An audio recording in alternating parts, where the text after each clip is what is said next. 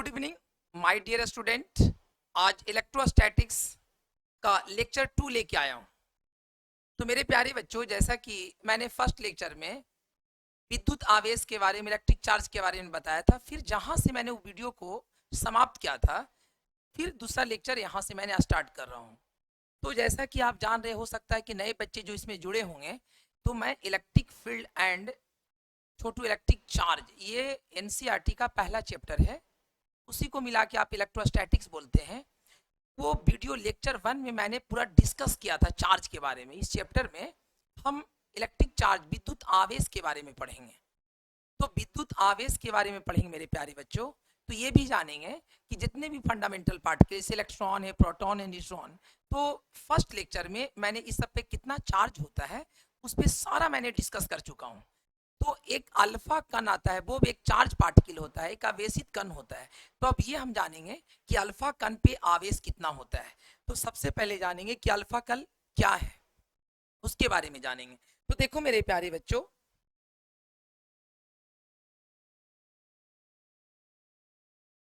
चलिए देखिए इधर मेरा हेडिंग है बेटा, अल्फा कण। इसको संकेत में अल्फा ऐसे लिखते हैं छोटू, अल्फा कण ऐसे लिखते हैं संकेत में, सिंबल में। तो अल्फा कण किसको कहते हैं? तो मैंने लिखाया है हीलियम के नाभिक को अल्फा कण कहते हैं। तो अब सवाल हुआ कि कुछ मैं हीलियम के बारे में जानेंगे, कुछ किसके बारे में जानेंगे छोटू? हीलियम के बारे में जानेंगे कि हीलियम ये क्या है, इसके बारे में जानेंगे। तो देखो मेरे प्यारे बच्चों, गौर से देखना, ये सर हीलियम है। तो हीलियम के ऊपर आप देखना कि 4 लिखा हुआ है, नीचे 2 लिखा हुआ है। तो ऊपर जो रहता है ना मेरे प्यारे बच्चों, वो द्रव्यमान संख्या लिखा रहता है। द्रव्यमान संख्या को आप ए से लिखते हैं, तो ए बराबर कितना है 4। और नीचे परमाणु संख्या लिखा रहता है, एटॉमिक नंबर, उसको आप जेड से लिखते हैं। ये क्लियर हुआ? और कोई भी उदासीन परमाणु है, अगर कोई उदासीन परमाणु है, उदासीन परमाणु का मतलब उस पर कोई एक्स्ट्रा आवेश नहीं है। तो जितना आप परमाणु संख्या होता है, उतना ही प्रोटॉन की संख्या होता है, उतना ही इलेक्ट्रॉन की संख्या होता है। तो मैंने क्या किया, इस हीलियम को देखो गौर से, कोई इस पर पॉजिटिव नेगेटिव चार्ज नहीं है, मतलब ये उदासीन है। उदासीन का मतलब इसके पास जितना प्रोटॉन की संख्या होगा, उतना ही प्रोटॉन की संख्या होगा, उतने ही इलेक्ट्रॉन की संख्या होगा। तो मुझे बताओ, इसका परमाणु संख्या 2 है, तो उसमें इलेक्ट्रॉन की संख्या भी 2 होगा और प्रोटॉन की संख्या भी 2 होगा। न्यूट्रॉन की संख्या कैसे निकलता है? ऊपर वाला माइनस नीचे वाला। तो ऊपर वाला है द्रव्यमान संख्या, नीचे है परमाणु संख्या। आप द्रव्यमान संख्या इसका 4 है और परमाणु संख्या 2 है, तो 4 में से 2 आप घटाओगे तो 2 बचेगा, न्यूट्रॉन की संख्या 2 है।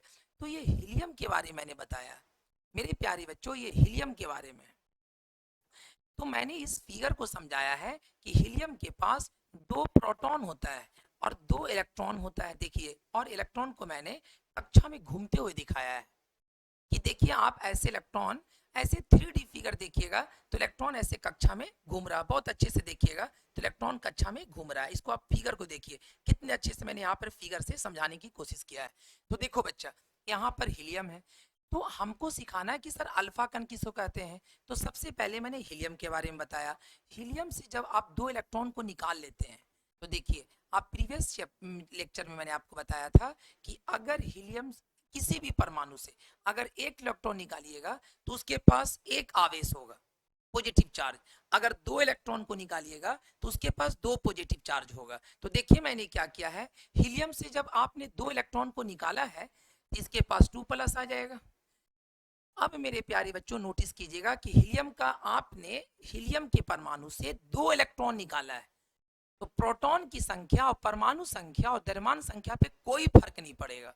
तो देखो हमने क्या किया है कि अभी भी इसका द्रव्यमान संख्या 4 है और परमाणु संख्या अभी भी 2 है, प्रोटॉन की संख्या अभी भी 2 होगा। हाँ, इलेक्ट्रॉन की संख्या 0 हो जाएगा। क्यों? क्योंकि हीलियम के पास 2 इलेक्ट्रॉन था और आपने 2 इलेक्ट्रॉन को निकाल लिया है, तो अब इसके पास 0 होगा। न्यूट्रॉन की संख्या पर भी कोई फर्क नहीं पड़ेगा।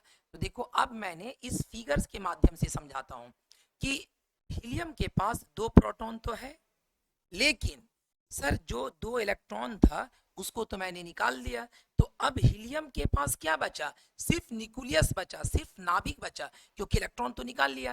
तो ये क्या बचा है? सिर्फ नाभिक बचा है, इसलिए हीलियम का नाभिक है और इसी हीलियम के नाभिक को अल्फा कण बोलते हैं। मतलब जब हीलियम से 2 इलेक्ट्रॉन को हम निकालते हैं तो अल्फा कण का फॉर्मेशन होता है मेरे प्यारे बच्चों, जो मैंने फिगर में अच्छे से समझाया है। और अल्फा कण आपने देखा 2 इलेक्ट्रॉन को निकालने पर बनता है, इस पर धनात्मक आवेश आया तो हीलियम का नाभिक को अल्फा कण बोलते हैं। और अल्फा कण एक धनात्मक कण होता है, छोटू याद रखिएगा। अल्फा कण के पास इलेक्ट्रॉन नहीं होता है, अल्फा कण के पास 2 प्रोटॉन होता है, क्योंकि इलेक्ट्रॉन तो आप निकाल लेते हो। तो आपको एग्जाम में पूछेगा, किसी भी एग्जाम में मेरे प्यारे बच्चों आपसे पूछेगा कि अल्फा कण के पास कितना आवेश होता है। देखो अल्फा कण के पास, तो मेरे प्यारे बच्चों गौर से देखना, अल्फा कण के पास इलेक्ट्रॉन नहीं होता है, अल्फा कण के पास 2 प्रोटॉन होता है, और एक प्रोटॉन का चार्ज होता है 1.6 इंटू 10⁻⁻19 कूलम। देखो 19 कूलम, तो बोलो 2 प्रोटॉन का, तो आपने 2 से जब इसको मल्टीप्लाई कीजिएगा तो 3.2 इंटू 10⁻⁻19 कूलम आएगा। तो आप ये मैंने समझाने की कोशिश किया है। और इलेक्ट्रॉन जो नाभिक में जो घूमता है मेरे प्यारे बच्चों, वो नाभिक के चारों ओर वृत्तीय पथ पर ऐसे घूमता है, जो मैं 3D डायग्राम में इसको बताने का कोशिश किया है। तो आप देखिए अच्छे से इसका मॉडल देखिए, कितने अच्छे से इलेक्ट्रॉन घूम रहा है। नेक्स्ट स्लाइड में देखिए मेरे प्यारे बच्चों, लिखा हुआ है charge cannot exist without mass. मतलब अगर किसी वस्तु के पास आवेश होगा, इसका मतलब उसके पास द्रव्यमान होगा ही होगा। किसी वस्तु के पास अगर चार्ज है तो उसके पास द्रव्यमान होना तय है। तो वही लिखा हुआ है कि द्रव्यमान के बिना आवेश का अस्तित्व नहीं हो सकता है। अगर किसी वस्तु के पास अगर द्रव्यमान नहीं है तो ये मान के चलो उसके पास कभी भी चार्ज नहीं होगा। लेकिन ऐसा कोई जरूरी नहीं है, द्रव्यमान होगा तो भी चार्ज नहीं रह सकता। जैसे देखो सर, आप मास ऑफ इलेक्ट्रॉन, न्यूट्रॉन देखो होता है, न्यूट्रॉन का मास होता है, लेकिन न्यूट्रॉन का चार्ज नहीं होता है मेरे प्यारे बच्चों। लेकिन अगर किसी वस्तु के पास द्रव्यमान मतलब चार्ज है तो मास होना जरूरी है। लेकिन यहाँ पर उसके विपरीत है कि मास can not exist without charge. मतलब कहने का मतलब ये हुआ कि मास कैन एग्जिस्ट विदाउट चार्ज। अगर किसी वस्तु के पास चार्ज नहीं है फिर भी मास एग्जिस्ट करेगा, उसके पास द्रव्यमान होगा मेरे प्यारे बच्चों। न्यूट्रॉन देखो, न्यूट्रॉन के पास चार्ज ऑफ न्यूट्रॉन जो होता है वो 0 होता है, चार्ज तो नहीं है। लेकिन इसके पास न्यूट्रॉन के पास द्रव्यमान होगा मेरे प्यारे बच्चों, इसके पास द्रव्यमान होता है। तो वही मैंने लिखा है, एक बार बोल देता हूँ कि अगर किसी वस्तु के पास द्रव्यमान है तो कोई जरूरी नहीं कि उसके पास चार्ज होगा। लेकिन अगर किसी वस्तु के पास चार्ज है तो ये मान के चलो कि उसके पास द्रव्यमान होगा।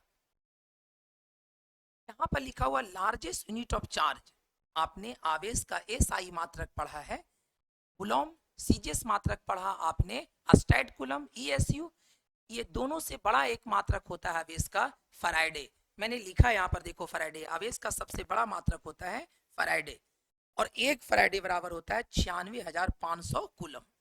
तो मेरे प्यारे बच्चों, जो जो पॉइंट को मैंने समझा रहा हूँ, जो आप अपने कॉपी पर लिखिए, सारा काम देगा आपको। और सबसे बड़ी बात है, एक स्टूडेंट का काम क्या है, उसको रिवीजन करना, उसको पढ़ना, पूरा समय लेके सारे पेपर, फिजिक्स है, केमिस्ट्री है, मैथ है, आप जितना अच्छे से उसको रिवीजन कीजिएगा, प्रैक्टिस जितना अच्छे से कीजिएगा, उतना परफेक्ट आप स्टूडेंट बनिएगा। तो मेरे प्यारे बच्चों, धीरे इस सब पॉइंट को आप अपने कॉपी पर लिखा कीजिए, क्योंकि एक प्रॉपर नोट्स टाइप का है। नेक्स्ट स्लाइड देखिए, स्मॉलेस्ट यूनिट ऑफ चार्ज, आवेश का सबसे छोटा इकाई। तो सीजीएस जो मात्रक होता है वो सबसे छोटा इकाई होता है।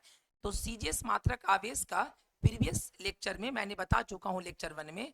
ईएसयू, ईएसयू का फुल फॉर्म होता है electrostatics unit, electrostatics unit, electrostatic unit. इसी को हिंदी में स्टैट कूलम बोलते हैं, शॉर्टकट में एसटी बोलते हैं, इसी को फ्रैंकलिन भी बोलते हैं। तो मेरे प्यारे बच्चों, तीनों एक ही टाइप का चार्ज है, ये तीनों या करके बोलते हैं। मतलब ईएससी को चाहे स्टैट कूलम चाहे फ्रैंकलिन लो, आवेश का सबसे छोटा इकाई, आवेश का जो सबसे छोटा इकाई है मेरे प्यारे बच्चों, वो स्टैट कूलम है, जिसको फ्रैंकलिन भी बोलते हैं। अब यहाँ पर मैंने बताया है स्मॉलेस्ट चार्ज भी चीज पॉसिबल इन नेचर, मतलब प्रकृति में सबसे छोटा आवेश जो पाया जाता है तो वो इलेक्ट्रॉन के आवेश और प्रोटॉन के आवेश के बराबर होता है। मतलब सबसे छोटा अगर चार्ज आपसे पूछे कि किसका चार्ज होता है, तो चार्ज ऑफ इलेक्ट्रॉन और चार्ज ऑफ प्रोटॉन के बराबर होता है मेरे प्यारे बच्चों। देखो चार्ज ऑफ इलेक्ट्रॉन इससे छोटा चार्ज नेचर में एग्जिस्ट नहीं करता है। इसका मान होता है 1.6 इंटू 10⁻⁻19 कूलम। प्लस माइनस दोनों में हो सकता है। देखिएगा नेक्स्ट स्लाइड। अब यहाँ पे क्वेश्चन है, जितना मैंने पढ़ाई किया उस पर क्वेश्चन मैं लेके आया हूँ, तो आप अच्छे से देखोगे तो मुझे उम्मीद है कि आपको पूरा क्लियर समझ में आएगा। कॉन्सेंट्रेशन आप बोर्ड पे रखिएगा। तो आवेश का सबसे छोटा इकाई होता है, आवेश का सबसे छोटा इकाई। देख मेरा बेटे, अभी बताया मैंने। देखो ऑप्शन ए, देखो इसका EMU लिखा हुआ है, इसका मतलब होता है इलेक्ट्रोमैग्नेटिक इलेक्ट्रोमैग्नेटिक यूनिट होता है, इलेक्ट्रोमैग्नेटिक यूनिट। आवेश का SI मात्रक कूलम होता है, ये आवेश का मात्रक है। फ्राइडे भी आवेश का मात्रक है, ESU ये भी आवेश का मात्रक है। ये मतलब ये तीनों जो है मेरे प्यारे बच्चों, वो आवेश, आवेश मतलब चार्ज का यूनिट, चार्ज का ये सब क्या है बेटा, मात्रक, यूनिट है मेरे प्यारे बच्चों, यूनिट। ये सब जो कूलम, फ्राइडे, ESU ये सब सब आवेश का मात्रक है। और इसमें हालांकि EMU भी आवेश का मात्रक है, लेकिन मेरे प्यारे बच्चों सब ये चारों आवेश का मात्रक है। लेकिन हमसे पूछा सबसे छोटा मात्रक, तो सबसे छोटा मात्रक होता है ESU। नेक्स्ट क्वेश्चन देखिए। अगर आप अच्छे से देखिएगा तो ज्यादा समझ में आएगा, क्योंकि टीचर, हर कोई टीचर छोटू, क्योंकि आपने सपना देखिएगा, ये फंडामेंटल बैच मैंने लाके आया हूँ, जिससे आपको नीट है, मेडिकल है, सारे में काम देगा। तो आप जितने अच्छे से देखिएगा उतना अच्छे से आपको मजा लगेगा छोटू देखने में। बोला निम्नलिखित में कौन सा आवेश का मात्रक नहीं है, इसमें बोला है कि निम्नलिखित में कौन सा आवेश का मात्रक नहीं है। अब सोचो बेटा, सोचो कि आवेश का मात्रक कौन नहीं है, क्योंकि मैं तो आपको बता चुका हूं कि आवेश का मात्रक कौन है और कौन छोटू नहीं है। तो अब देखिएगा, फ्राइडे ये आवेश का मात्रक है, सॉरी यहाँ पर देखिए ये फ्राइड है, ये बेटा धारिता का मात्रक है। किसका मात्रक है, धारिता का। धारिता का अंग्रेजी होता है कैपेसिटेंस, धारिता का अंग्रेजी होता है बेटा कैपेसिटेंस। ठीक ये फैराडे जैसा लग रहा देखने में, लेकिन ये धारिता कैपेसिटेंस का मात्रक है। ये तीनों जो है फैराडे, स्टेट कूलम और कूलम, ये मेरे प्यारे बच्चों ये चार्ज का मात्रक है। ये बेटा चार्ज का मात्रक है, आवेश का मात्रक, ये आवेश का मात्रक है। ये तीनों हमसे पूछा है निम्नलिखित में कौन आवेश का मात्रक नहीं है मेरे प्यारे बच्चों। ये आपसे पूछा है कि निम्नलिखित में कौन आवेश का मात्रक है। अब खुद सोचो कौन सा आवेश का मात्रक नहीं है। ये तीनों आवेश का मात्रक है, तो फैराड आवेश का मात्रक नहीं है। नेक्स्ट क्वेश्चन देखिए। चलिए फिर सोचिए छोटू, कितना अच्छा प्यारा क्वेश्चन आपके बोर्ड पर लेके आया हूं छोटू। आप देखिए, आप सोचिए, आप इसको पॉज कर लीजिए और सोचिए पहले कैसे आंसर होगा। आपके सामने ये क्वेश्चन है छोटू, सोचिए, 10 सेकंड दे रहे हैं, सोचिए आप इस क्वेश्चन को कितने प्यारे सब सॉल्व कीजिएगा, उसके बाद मैं बताता हूं आपको। चलिए अब देखिए छोटू, क्वेश्चन बोला कि उदासीन वस्तु ऋण आवेशित हो जाता है। मेरे प्यारे बच्चों, उदासीन वस्तु का मतलब आप क्या समझते हैं, उस पर चार्ज नहीं, नहीं है चार्ज, जितना पॉजिटिव है उतना ही नेगेटिव है। जैसे देखो, ये मैंने एक उदासीन वस्तु बनाता हूं, एक पॉजिटिव एक नेगेटिव, ये उदासीन वस्तु है मेरे प्यारे बच्चों। अब बोला कि उदासीन वस्तु ऋण आवेशित हो जाता है। ऋण आवेशित का मतलब छोटू, ऋण आवेशित कब होगा, जब उसमें आप इलेक्ट्रॉन को डालोगे, इलेक्ट्रॉन को इसमें से डालोगे बेटा, तो उदासीन वस्तु ऋण आवेशित हो जाता है। तो जब आप इलेक्ट्रॉन को डालोगे तभी ऋण आवेशित होगा, जब इलेक्ट्रॉन को आप निकालोगे तब धनावेशित होगा। तो इलेक्ट्रॉन को आपने डाला तब नेगेटिव चार्ज होगा। तो आपने इलेक्ट्रॉन को डाला है। और एक याद रखना बेटा, कंसेप्ट बता देता हूं, जब भी कोई ऑब्जेक्ट अगर पॉजिटिव चार्ज हो रहा है या नेगेटिव चार्ज हो रहा है, तो उसमें प्रोटॉन का कोई यूज नहीं होता है मेरे प्यारे बच्चों, उसमें प्रोटॉन का कोई यूज नहीं होता है। तो सबसे बड़ी बात है, जहां जहां प्रोटॉन उसको कैंसिल कर दो। देखो ये प्रोटॉन कैंसिल हो गया, आप न्यूट्रॉन को कैंसिल करो, सर प्रोटॉन को कैंसिल करो। मतलब जब भी कोई पार्टिकल पॉजिटिव चार्ज हो रहा है या नेगेटिव चार्ज हो रहा है, उसमें उसमें न्यूट्रॉन और प्रोटॉन का कोई योगदान नहीं होता है। इलेक्ट्रॉन आप निकालते हो या डालते हो, तब आप बेटा पॉजिटिव चार्ज होता है या नेगेटिव चार्ज होता है। तो अब देखो ये नेगेटिव चार्ज हुआ, तो आप इलेक्ट्रॉन को डाला, तो क्या लिखा हुआ है छोटू, देखिए आप यहाँ पर, गिविंग सम एक्स्ट्रा इलेक्ट्रॉन, आप सम एक्स्ट्रा इलेक्ट्रॉन दीजिएगा तभी नेगेटिव चार्ज होगा, इसलिए आंसर सी है। इतना कंसेप्ट का क्वेश्चन है, आप इसको ध्यान दीजिएगा। नेक्स्ट क्वेश्चन देखिए। फिर नेक्स्ट क्वेश्चन छोटू आपकी स्लाइड में आया हुआ है, आप इसको ने अच्छे से देखिए स्क्रीन, कैसे आप सॉल्व कीजिएगा, कौन सा आंसर होगा छोटू, उतना देर में पढ़िए, 10 सेकंड का टाइम देते हैं, आप इस क्वेश्चन को अच्छे से सोचिए। देखिए बेटा कितना अच्छा शानदार क्वेश्चन है। चलिए मैं बताता हूँ अब आपको। एक धनात्मक आवेशित वस्तु उदासीन हो जाता है। एक धनात्मक वस्तु है मेरे प्यारे बच्चों, देखो एक धनात्मक वस्तु है, ये पॉजिटिव चार्ज ऑब्जेक्ट, और ये उदासीन हो जाता है, न्यूट्रल हो जाता है। तो न्यूट्रल कब होगा मेरे प्यारे बच्चों, एक प्लस है, एक ही प्लस इसके पास, दो प्लस भी हो सकता था, हम आपको समझाने के लिए इस पर एक प्लस लिया है, कोई जरूरी नहीं मेरे प्यारे बच्चों, आप उस पर तीन प्लस भी ले सकते हो, एक पॉजिटिव चार्ज दिखाया है।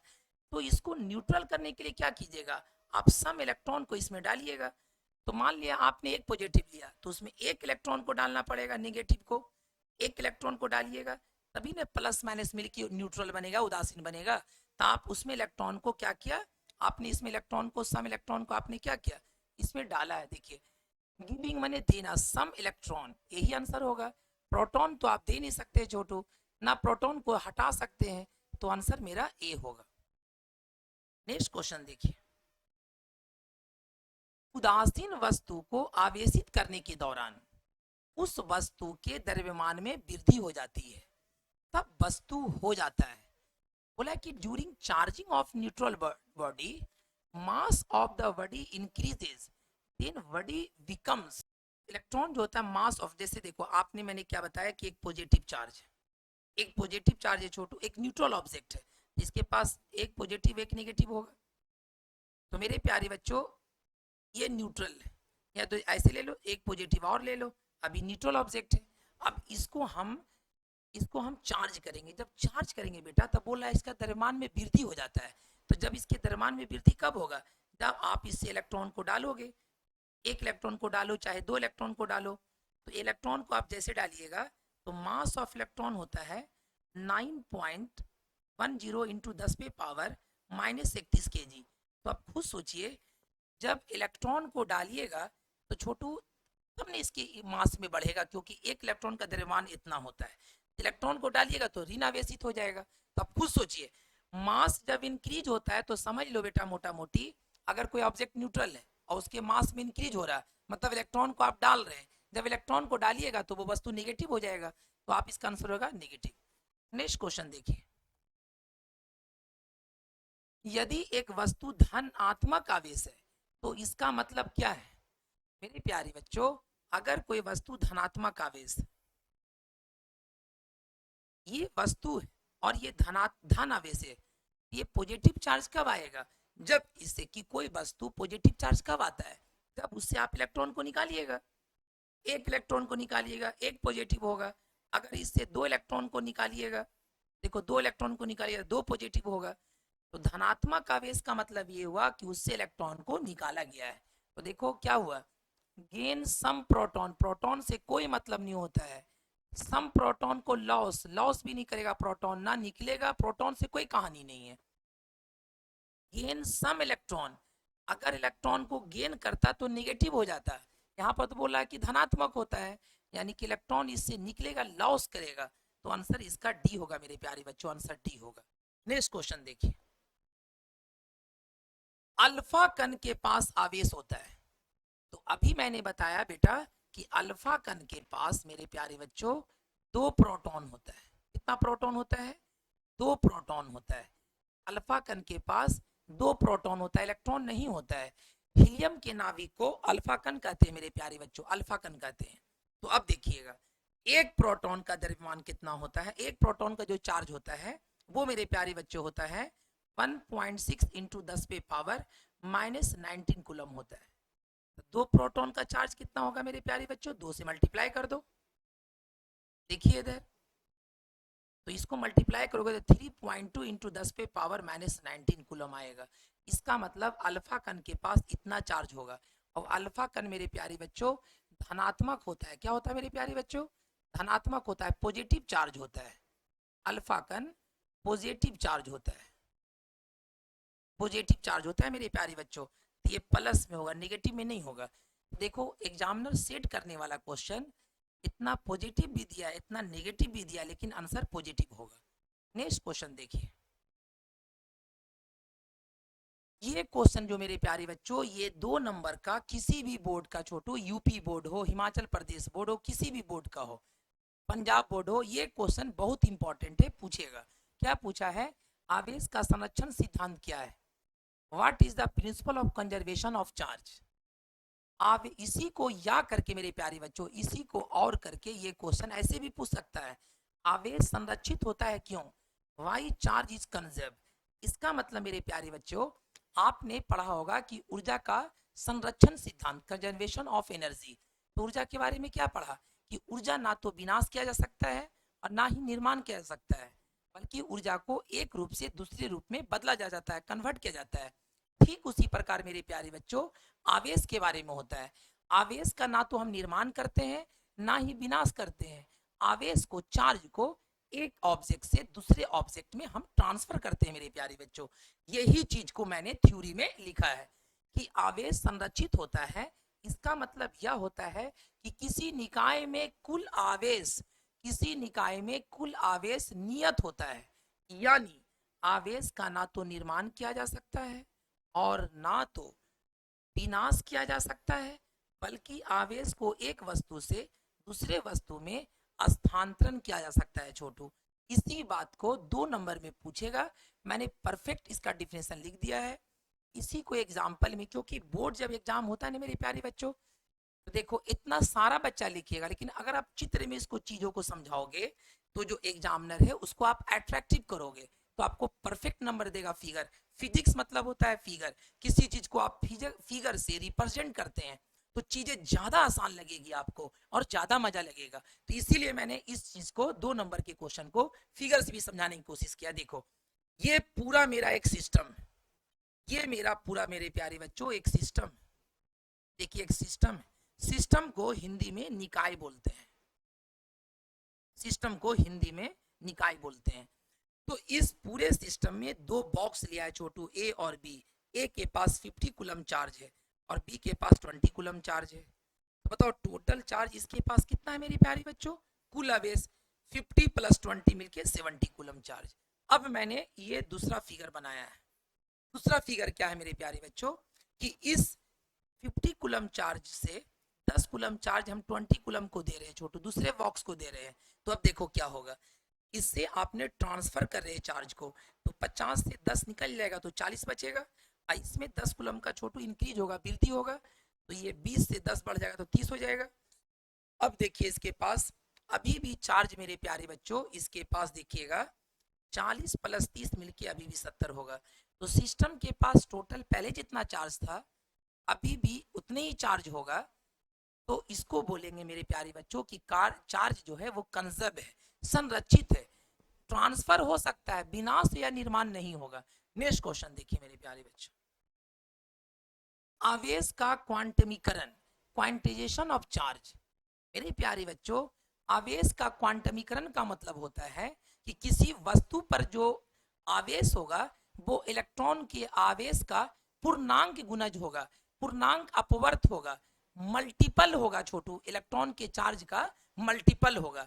मतलब मेरे प्यारे बच्चों, इसी चीज को जो मैंने लैंग्वेज को बोला इसी फिगर में समझाने की कोशिश करता हूं, रटिएगा मत, चीजों को समझिएगा। देखिए मेरे प्यारे बच्चों, कोई ऑब्जेक्ट, इसके पास 10 इलेक्ट्रॉन हो सकता है, 20 इलेक्ट्रॉन हो सकता है, 30 इलेक्ट्रॉन हो सकता है, 200 इलेक्ट्रॉन हो सकता है। तो हमने माना कि इसके पास n इलेक्ट्रॉन। तो मेरे प्यारे बच्चों देखिएगा, इससे हम 1 इलेक्ट्रॉन को निकालेंगे तो कितना चार्ज निकलेगा? तो सर 1 इंटू 1 इलेक्ट्रॉन का चार्ज मल्टीप्लाई करेंगे तो इतना चार्ज बाहर निकलेगा। सर 2 इलेक्ट्रॉन को निकालेंगे तो 2 इंटू इतना से 1 इलेक्ट्रॉन के चार्ज से मल्टीप्लाई करेंगे तो इतना चार्ज निकल जाएगा। 3 इलेक्ट्रॉन निकालेंगे तो सर 3 इंटू 1 इलेक्ट्रॉन के चार्ज से मल्टीप्लाई करेंगे, इतना चार्ज बाहर निकलेगा, नेगेटिव चार्ज बाहर निकलेगा, क्योंकि आपने इलेक्ट्रॉन को निकाल रहे हैं। तो आप नोटिस किया मेरे प्यारे बच्चों, किसी वस्तु से इलेक्ट्रॉन, किसी वस्तु पर आवेश होगा तो इलेक्ट्रॉन के चार्ज का 1 गुना हो सकता है, इलेक्ट्रॉन के चार्ज का 2 गुना हो सकता है, इलेक्ट्रॉन के चार्ज का 3 गुना हो सकता है, तो इलेक्ट्रॉन के चार्ज का n गुना हो सकता है। तो इसी को क्वांटाइजेशन ऑफ चार्ज कहते हैं कि किसी वस्तु पर कुल आवेश इलेक्ट्रॉन के आवेश का पूर्णांक गुणज होगा। मतलब कि 1 गुना हो सकता है, 2 गुना हो सकता है, इसीलिए n गुना हो सकता है। तो किसी वस्तु पर टोटल जो चार्ज होगा वो n इंटू ई होगा। ई क्या है? एक इलेक्ट्रॉन के चार्ज को हमने ई लिखा है। तो किसी वस्तु पे जो टोटल चार्ज होगा वो छोटू Q बराबर एन ई होगा। और ये प्लस माइनस में इसलिए लिखते हैं मेरे प्यारे बच्चों कि या तो अगर जब चार्ज किसी वस्तु से आप इलेक्ट्रॉन को निकालोगे तो वो चार्ज ऋणात्मक आवेश निकलेगा, इसलिए नेगेटिव होगा। लेकिन किसी वस्तु पर बोलेगा कि किसी वस्तु से इलेक्ट्रॉन को निकाला गया है, किसी वस्तु से इलेक्ट्रॉन को निकाला गया है, तो उस वस्तु पर कितना आवेश होगा, उस वस्तु पर बोलेगा तो ये फार्मूला प्लस में होगा। अगर उस वस्तु से कितना आवेश निकला गया तो उस वस्तु से, तो चूंकि इलेक्ट्रॉन तो नेगेटिव होता है, वो ऋणात्मक आंसर में होगा, इसलिए वहां पर फॉर्मूला होगा Q बराबर माइनस एन ई। तो ये प्लस माइनस का अगर आपको हो सकता है समझ में नहीं आया होगा मेरे प्यारे बच्चों, तो मैं जब क्वेश्चन आएगा तो आपको क्लियर कर दूंगा, लेकिन मैंने समझाने का कोशिश किया है। आप इसको रिपीट करके वीडियो देख सकते हैं। तो देखो यहाँ पर n का मान जब भी होगा तो 1 होगा, 2 होगा, 3 होगा, 4 होगा, पूर्णांक में होगा, मतलब पूरा होगा। तो Q क्या है? आवेश। n क्या है मेरे प्यारे बच्चों? इलेक्ट्रॉन की संख्या। याद रखिएगा इस फार्मूला में Q बराबर Ne में मेरे प्यारे बच्चों n क्या है? इलेक्ट्रॉन की संख्या है। E क्या है? एक इलेक्ट्रॉन का चार्ज है। और आवेश क्या है? ये Q क्या है? कुल आवेश है। तो जब भी n का मान होगा तो n का मान इंटीजर में होगा, n का मान दशमलव में 4.2 नहीं होगा मेरे प्यारे बच्चों। n का मान 3.5 नहीं होगा मेरे प्यारे बच्चों, ये पूर्णांक नहीं है। n का मान कभी भी 450 पॉइंट छोटू 450.3 नहीं होगा। हाँ, n का मान मेरे प्यारे बच्चों 10 हो सकता है, n का मान मेरे प्यारे बच्चों 100 हो सकता है, पूर्णांक में होगा, दशमलव में नहीं होगा छोटू n का मान। चलिए, तो आप इसका आवेश का क्वांटमीकरण को आप आगे भी देखेंगे, आगे भी समझेंगे। ये फार्मूला बहुत इंपॉर्टेंट है। Q बराबर एन ई। किसी वस्तु पर जो आवेश होता है वो इलेक्ट्रॉन के आवेश का पूर्णांक अपवर्त होगा, इसी फार्मूला से। नेक्स्ट स्लाइड देखिए। मैंने एक ऐसे फिगर समझाया है कि कोई वस्तु है छोटू, ये ऑब्जेक्ट मेरे प्यारे बच्चों, ये ऑब्जेक्ट मैंने समझाने की कोशिश किया। देखो, ये वस्तु है, एक ऑब्जेक्ट। इस वस्तु से अगर आप इलेक्ट्रॉन को निकालिए या तो डालिए, तो मेरे प्यारे बच्चों इसमें आप या तो एक इलेक्ट्रॉन को निकाल सकते हैं, आप 2 इलेक्ट्रॉन को निकाल सकते हैं, आप 4.5 इलेक्ट्रॉन को नहीं निकाल सकते हैं, दशमलव में इलेक्ट्रॉन को नहीं निकाल सकते हैं। आप इस वस्तु से छोटू 100 इलेक्ट्रॉन को निकाल सकते हैं, सत्य बात है। लेकिन अगर आप 100.5 इलेक्ट्रॉन को नहीं निकाल सकते हैं, जब भी निकलेगा इलेक्ट्रॉन तो इंटीजर में, पूर्णांक में निकलेगा। जैसे आप यहाँ से हाफ इलेक्ट्रॉन को नहीं निकाल सकते हैं मेरे प्यारे बच्चों, आप यहाँ पर 3.5 इलेक्ट्रॉन को नहीं निकाल सकते हैं। हाँ, निकलेगा आप छोटू 35 इलेक्ट्रॉन निकल सकता है, क्योंकि 35 मेरा इंटीजर में है। तो कौन निकलेगा कौन नहीं निकलेगा छोटू, ये मैंने आपको समझाने की कोशिश किया है। नेक्स्ट क्वेश्चन देखो, लिखा हुआ है कि आवेश के क्वांटमीकरण से क्या समझते हैं। तो अभी मैंने बताया है कि आवेश का क्वांटमीकरण, क्वांटाइजेशन ऑफ चार्ज का मतलब होता है कि किसी वस्तु पर कुल आवेश इलेक्ट्रॉन के आवेश का पूर्णांक गुणज, गुणज को मेरे प्यारे बच्चों अपवर्त बोलते हैं और इंग्लिश में मल्टीपल बोलते हैं। मतलब अगर किसी वस्तु पर आवेश होगा तो सर टोटल जो आवेश होगा वो इलेक्ट्रॉन के आवेश का या तो 1 गुना होगा। ये मैग्नीट्यूड में हमने चार्ज लिया, नेगेटिव नहीं लिया, हमने मैग्नीट्यूड में चार्ज लिया है। ये मेरे प्यारे बच्चों 1 में, हालांकि नेगेटिव होता है लेकिन मैंने परिमाण में चार्ज लिया है।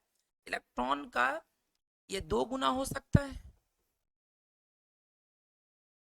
या छोटू 3 गुना हो सकता है। तो देखो इसी तरह से 1 2 क्या एक पूर्णांक है, तो इलेक्ट्रॉन के आवेश का 1 गुना, इलेक्ट्रॉन के आवेश का 2 गुना, इलेक्ट्रॉन के आवेश का 3 गुना, इसी को बोलते हैं छोटू क्वांटाइजेशन ऑफ चार्ज। तो मेरे समझ से छोटू मैंने पूरा कोशिश किया है, इस वीडियो को अच्छे से देखो। और मैंने आपसे प्रॉमिस किया था कि लेक्चर 1 आपको बनाया, फिर मैंने ये लेक्चर 2 है, आप इसको अच्छे से देखिए। किसी भी बोर्ड का होगा, एक कमजोर बच्चा के लिए छोटू ये बड़ी बेनिफिट होगा, आप इसको अच्छे से समझिए। चलिए, तो थैंक यू फॉर वॉचिंग।